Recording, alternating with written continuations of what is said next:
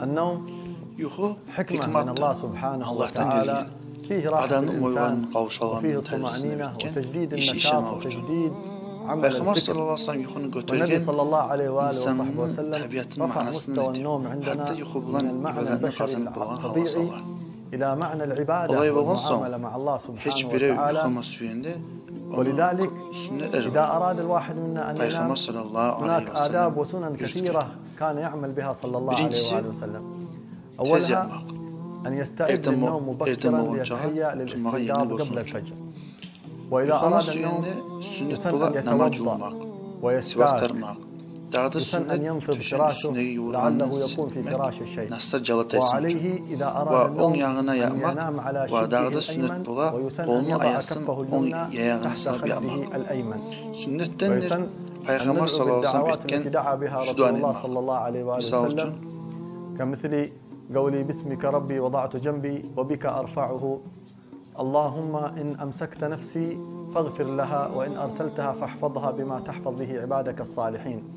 وكذلك قراءة آية الكرسي وقل يا أيها الكافرون. ويسن أن نقرأ الإخلاص قل هو الله أحد والمعوذتين 3 مرات في كل مرة، ننفث في أيدينا ثم نمسح على أجسادنا. وممكن الأب أو الأم يعملوا كذلك لأولادهم، فإن هذا في حفظ وفي دفع كثير من البلاء.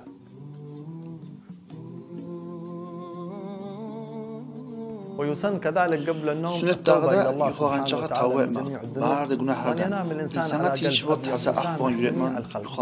قال الحبيب صلى الله عليه وسلم أيعجز أحدكم أن يكون مثل أبي ضمضم؟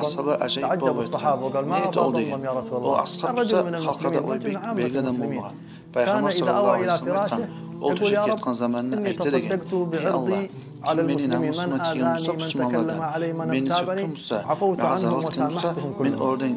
فهذه المسامحة تجعل الإنسان ينام على قلب أبيض وطاهر. Şolay etmege tarıktır Müslüman özün yüreğin Allah'tan geçirmek için. كان من شأن الحبيب صلى الله عليه وسلم عدم الرفاهية الكثيرة في النوم. كان ينام على الحصير وينام على الجلد وينام حتى نام صلى الله عليه وسلم على التراب. وكان له سرير لكنه كان من الحبال. دخل سيدنا عمر بن الخطاب على رسول الله صلى الله عليه وسلم وهو نائم على الحصير في الحر، وجده يعرق والحصير أثر في جسمه تأثير خطوط حمراء. قال له رسول الله ما يبكيك يا عمر؟ قالوا يا رسول الله كسرى وقيصر ينامون على الفرش الوسيرة وأنت رسول الله تنام على الحصير. قال يا عمر وما يضيرني إن كان له الدنيا ولنا الآخرة. هذه قاعدة وضعها رسول الله ينبغي للإنسان أن يعيشها، وهو التبسط في النوم.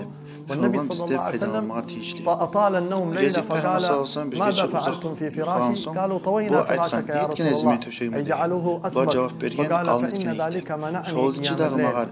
الإنسان ينبغي ألا يترفه في النوم حتى يتمكن من قيام الليل. رأى رسول الله صلى الله عليه وسلم في المسجد رجلا نائم على بطنه فحركه برجله وقال له قم فإن هذه نومة يضربه الله. في رواية هذه نومة جهنمية نومة أهل النار.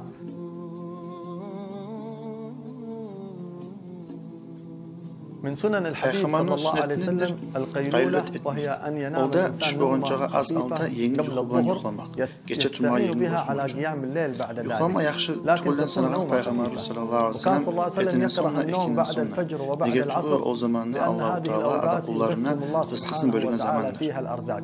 Adamlarını birer gelip Peygamber sallallahu aleyhi ve sellem'e kanıtlanma uyuyor. Peygamber sallallahu aleyhi ve sellem فعلمه رسول الله هذا الدعاء: اللهم غارت النجوم وهدأت العيون وأنت حي قيوم يا حي يا قيوم أنم عيني وأهدي ليلي. وإذا رأى الإنسان شيء يزعجه في منامه أخبره النبي صلى الله عليه وسلم أن نتعوذ بالله من الشيطان الرجيم وننفث إلى جهة اليسار 3 مرات.